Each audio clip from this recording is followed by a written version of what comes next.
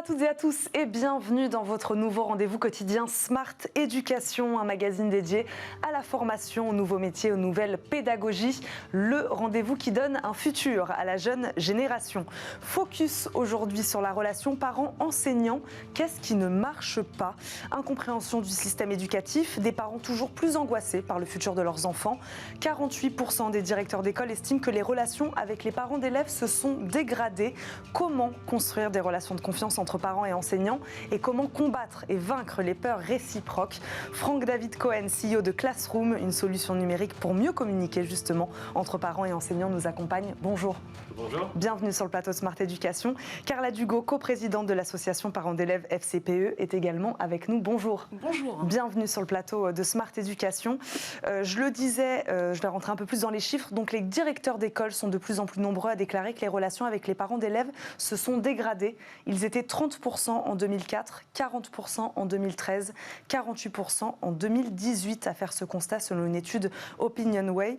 Carla Dugo, comment expliquez-vous cette dégradation? Est-ce que vous la constatez déjà et puis comment vous l'expliquez? Alors non, je ne fais pas tout à fait le même constat puisque justement je représente une grande fédération de parents d'élèves et justement le premier rôle des parents, des représentants des parents d'élèves, c'est justement d'améliorer les choses, en tout cas d'être beaucoup dans la médiation et dans l'accompagnement ou dans la résolution en fait des conflits qui peuvent effectivement arriver entre les parents et les professeurs.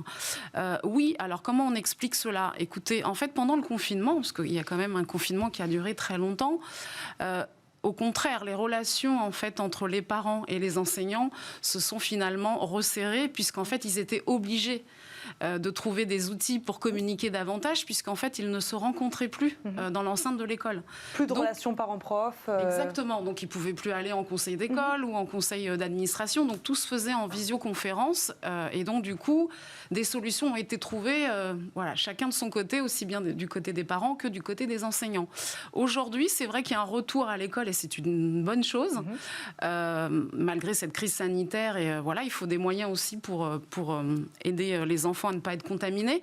Mais en tout cas, aujourd'hui, c'est vrai que justement ce manque de lien social, parce que c'est vrai que les outils numériques ou d'autres outils, le téléphone, c'est une bonne chose, mais de temps en temps, c'est bien de se voir.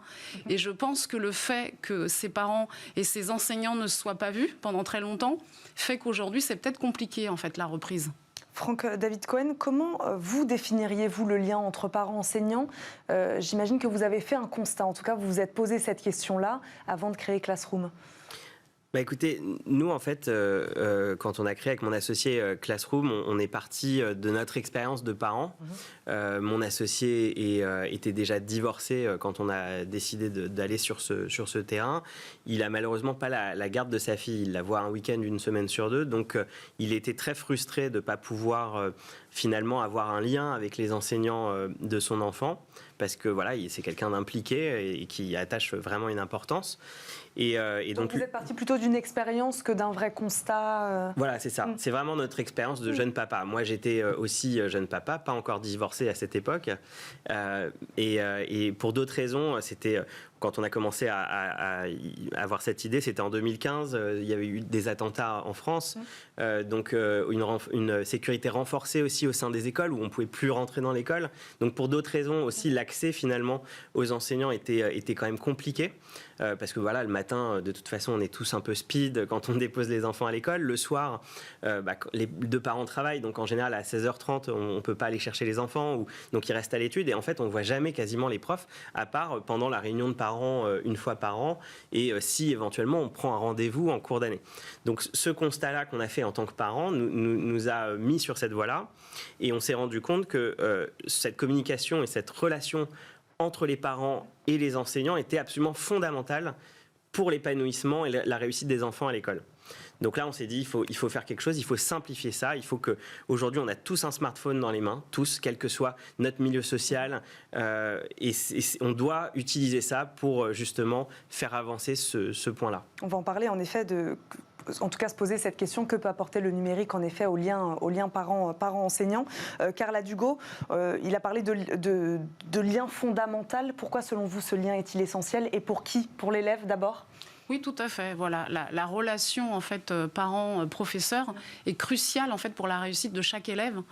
Et c'est comme ça, en fait, que d'ailleurs, on parle de coéducation dans le milieu scolaire, en tout cas au sein de la communauté éducative. Donc, il faut que chacun participe, finalement, à l'intérêt supérieur de chaque élève pour qu'il réussisse. Voilà, ça c'est quelque chose de vraiment très important. Donc après, encore une fois, ce que je disais tout à l'heure, oui, les outils numériques aujourd'hui sont incontournables et il faut savoir aussi les utiliser. Il ne faut pas non plus oublier certains parents qui seraient moins bien équipés, qui ne sauraient pas utiliser justement ces outils numériques à leur portée. Donc ça, il faut aussi les accompagner. Après, il ne faut jamais oublier, évidemment, de garder ce lien social qui est quand même primordial pour que les choses se passent bien. Il faut aussi davantage associer les parents qui ont un rôle crucial dans la vie de l'école. Par exemple, les associer au projet de l'établissement, les associer lorsque les enseignants, je ne sais pas, ont besoin d'aide sur un projet bien précis ou sur une action bien précise. Ce qui n'est pas le cas actuellement ? Alors, en fait, si. En fait, ça se fait souvent comme ça. Mais c'est vrai que le confinement, la crise sanitaire a laissé des traces. Quels outils, Franck-David Cohen, quels outils de communication entre école et famille, du coup, développez-vous chez Classroom ? Expliquez-nous, à quel type d'informations ont accès aujourd'hui les parents ? Alors, nous, on a développé un outil. Alors, je rejoins complètement ce que vous dites par rapport au fait que voilà, un outil numérique doit être accessible, parce que s'il n'y a pas d'accessibilité, il y a pas de, c'est pas une réalité. Et ça, c'est parce qu'on connaît, il y a plein d'outils qui existent depuis une quinzaine d'années maintenant dans les écoles, dont plusieurs rapports, notamment de la Cour des comptes, ont très bien souligné qu'ils n'étaient pas efficaces dans le sens où les parents se connectaient très peu. De mémoire, je crois que c'était autour de 20% des familles qui se connectent. Donc évidemment, pour qu'il existe, il faut qu'il soit à grande échelle. Il faut que ça marche. Et pour que ça marche, le numérique, pour que ce ne soit pas un gadget, il faut que ce soit accessible, il faut que ce soit simple, à la portée de tous. Donc nous, notre philosophie, quand on a développé Classly, notre application entre les parents et les professeurs des écoles, on a créé un outil qui ressemble à un réseau social. Pas parce qu'on veut faire un Facebook pour l'école, mais parce que les gens savent se servir de Facebook, savent se servir d'Instagram. Exactement. Nous, ce qu'on veut, c'est que tous les parents se connectent. Aujourd'hui, on a 92% de nos parents d'élèves qui se connectent au moins une fois par semaine sur notre application. Un score comme ça ne peut être possible que quand l'outil est vraiment accessible à tous. On est 3 fois plus déployés en REP+, donc dans les quartiers sensibles, que sur la moyenne nationale. Parce que justement, on a un outil qui aussi, parce que ça fait partie de l'accessibilité, traduit en une centaine de langues les messages du prof pour les parents qui ne parlent pas le français. Donc le numérique, ça peut être un outil d'inclusion. Il faut juste regarder les usages, regarder comment les gens se servent du numérique pour leur proposer des choses qui sont adaptées à ce qu'ils peuvent faire et aux réalités de la vie, quoi. Donc on est sur quel type d'informations alors exactement ? Alors, les informations qui peuvent être partagées par l'enseignant, en fait, le principe est assez simple de Classly. Vous créez votre classe en tant que prof, vous créez votre classe sur l'application et vous pouvez, donc vous avez un fil d'actualité, c'est comme ça que se représente la classe, où vous allez partager des informations. Donc ça va être du texte, s'il y a une information à partager, ça peut être des photos, des vidéos, des activités en classe, comme une sorte de cahier de vie. Vous pouvez partager aussi des documents, s'il y a des documents à télécharger pour les parents ou à faire signer, des événements, s'il y a la kermesse de l'école, des sondages, si vous voulez demander l'avis des parents sur un sujet en particulier. Donc voilà, vous pouvez partager plein de choses, les devoirs évidemment. Et maintenant, depuis la crise sanitaire, on a aussi rajouté 2 fonctionnalités qui ont été absolument essentielles pendant la crise et qui le sont encore aujourd'hui quand les classes ferment parce qu'il y a un cas de Covid dans l'école, dans la classe. C'est la visio, évidemment. Donc là, vous pouvez faire la classe à distance, vous pouvez faire une visio avec les parents si besoin, et c'est extrêmement simple, rien à installer, ça sonne côté parents et hop, la visio commence comme du FaceTime, il n'y a rien à comprendre, quoi. C'est vraiment juste on répond et c'est parti. Et aussi la gestion des devoirs. Pour pouvoir remettre les devoirs quand il y a justement du distanciel, quand une classe est fermée. En général, les enseignants donnent le travail à faire à la maison par les enfants et il faut pouvoir renvoyer ce travail. Donc on a permis dans l'application de pouvoir gérer tout ça. Carla Dugo, vous parliez tout à l'heure de complémentarité entre évidemment garder le lien, le présentiel, comme on dit, il faut encore que les parents et les enseignants se rencontrent. Mais quand vous entendez ça, est-ce que vous vous dites qu'on est quand même à un tournant dans la relation entre le professeur et l'enseignant ? Le numérique a véritablement un impact aujourd'hui sur cette relation ? Oui, tout à fait. D'ailleurs, la FCPE, en fait, a mis en place pas mal d'outils, justement, numériques pour que les parents échangent entre eux.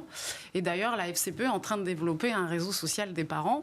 On travaille avec l'Institut de recherche et d'innovation j'ai oublié le nom à Paris. Je vais y arriver.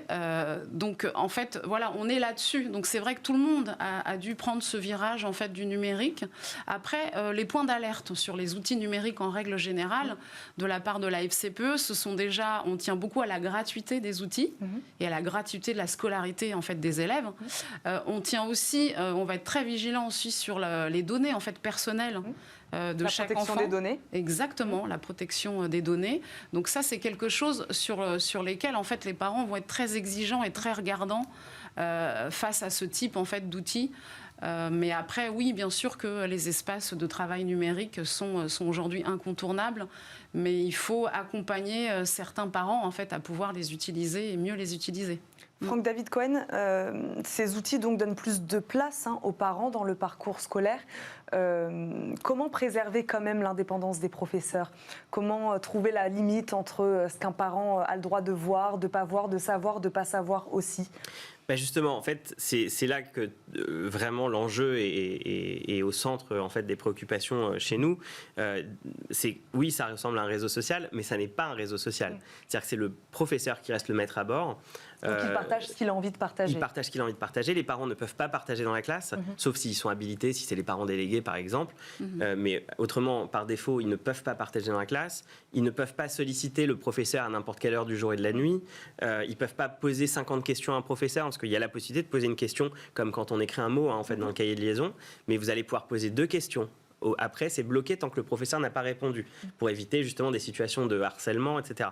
Donc les professeurs aussi peuvent définir les horaires où ils sont disponibles, parce qu'on a évidemment ce droit à la déconnexion qui est hyper important, en particulier quand il y a un confinement où on a l'impression que finalement il n'y a plus de séparation entre le travail et la maison, donc c'est très important de préserver les enseignants. Donc nous, on a en fait pensé l'application avec toutes ces, en fait, en cadrant les choses, en mettant chaque personne à sa place, le professeur et le maître à bord. Les parents peuvent faire des choses parce qu'on veut les impliquer, mais ils ont quand même un cadre. Ils ne peuvent pas solliciter le prof pour un oui ou pour un non à n'importe quelle heure du jour et de la nuit. On va terminer là-dessus. Merci beaucoup à tous les deux de nous avoir accompagnés aujourd'hui dans Smart Éducation. Franck-David Cohen, je le rappelle, vous êtes CEO de Classroom. Carla Dugo, coprésidente de l'association de parents d'élèves FCPE. Merci beaucoup d'avoir été avec nous tous les deux. C'est la fin de cette émission. Merci à vous de nous avoir suivis. On se retrouve très vite pour un nouveau numéro de Smart Éducation. À très vite.